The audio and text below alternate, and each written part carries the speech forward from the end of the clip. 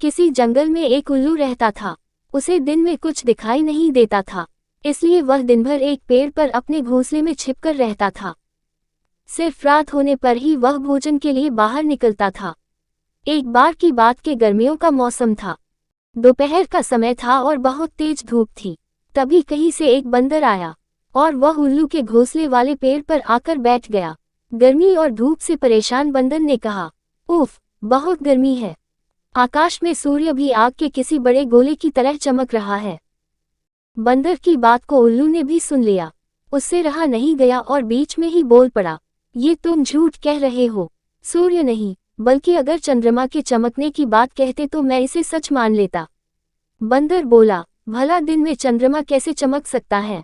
वह तो रात में चमकता है, और यह दिन का समय है, तो दिन में सूर्य ही चमकेगा।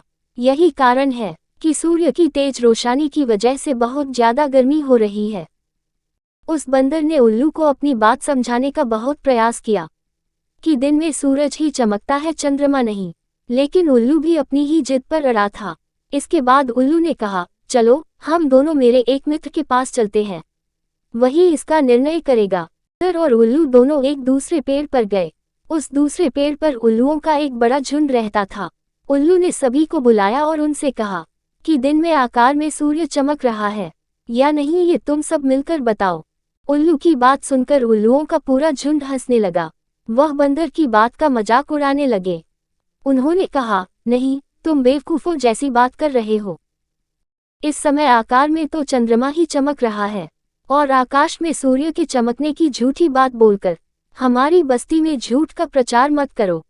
उल्लुओं के झुंड की बात सुनने के बाद भी बंदर अपनी ही बात पर अड़ा हुआ था, जिस देखकर सभी उल्लू गुस्सा हो गए और वे सारे के सारे बंदर को मारने के लिए उस पर झपट पड़े। दिन का समय था और उल्लुओं को कम दिखाई दे रहा था। इसी वजह से बंदर वहां से बचकर भाग निकलने में कामयाब हो गया और उसने अपनी जान बचाई।